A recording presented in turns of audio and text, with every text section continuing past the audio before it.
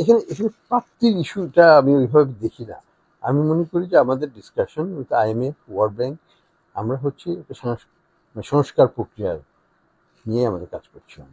আমরা আমাদের সংস্কার প্রক্রিয়াটাকে কিভাবে আরো বেগবান করা যায় সেই চেষ্টা আমরা করছি, এবং সেটার সাথে ফাইন্যান্সিয়াল ইস্যুটা ইজ সেকেন্ডারি।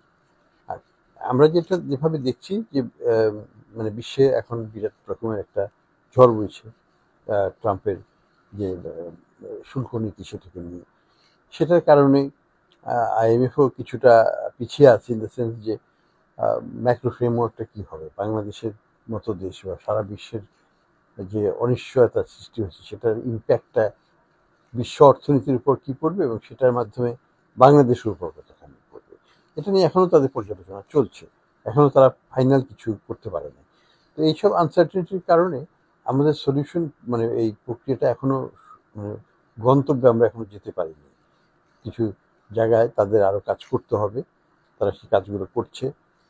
আমাদের পলিসি ইস্যুগুলো নিয়েও আলোচনা হয়েছে, কিন্তু ওই ওভারঅল কনটেক্সটে আমরা এইটার এখন এই মুহূর্তে এই স্বল্প সময়ে হয়তো এটা পুরোপুরি ক্লোজ করাটা সম্ভব হচ্ছে না।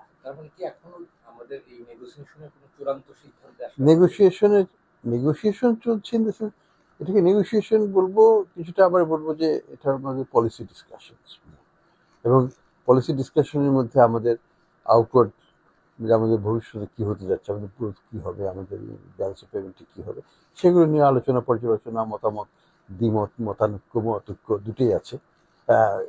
আমরা হয়তো একটু বেশি, আমরা একটু অপটিমিস্টিক না। আমাদের তো যে ইন্ডাস্ট্রির ফিডব্যাক আমরা পাচ্ছি, আমাদের এক্সপোর্ট অর্ডার খুব ভালো। ক্রিসমাস পর্যন্ত অনেকেই বলছেন যে তাদের বুকড। তো ট্রাম্পের এই শুল্ক নীতির কারণে বাংলাদেশে অর্ডার এই মুহূর্তে সার্টেনলি অনেক বেড়ে গেছে। তো এইগুলো তো হচ্ছে, এগুলো তো আর বিশ্ব তো আর জানছে না, তারা মনে করছে যে সব কিছু কলাপস করে যাচ্ছে। তো এখানে কিছু মত পার্থক্য আছে। তো যাই হোক, আমরা এগুলোকে স্ট্রিমলাইন করে আমরা মনে করি যে খুব নিকট ভবিষ্যতে হয়তো আমরা একটা সিদ্ধান্তে যেতে পারবো।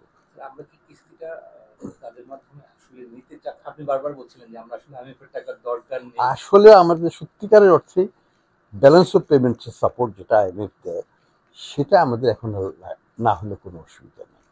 ইটস এ সুইটনার, মিষ্টি যথেষ্ট আছে, আর একটু বাড়ানো আর কি, সেইটুকু সেই পর্যায়ে দেবো। এখানে কোনো ক্রাইসিসের কিছু নাই।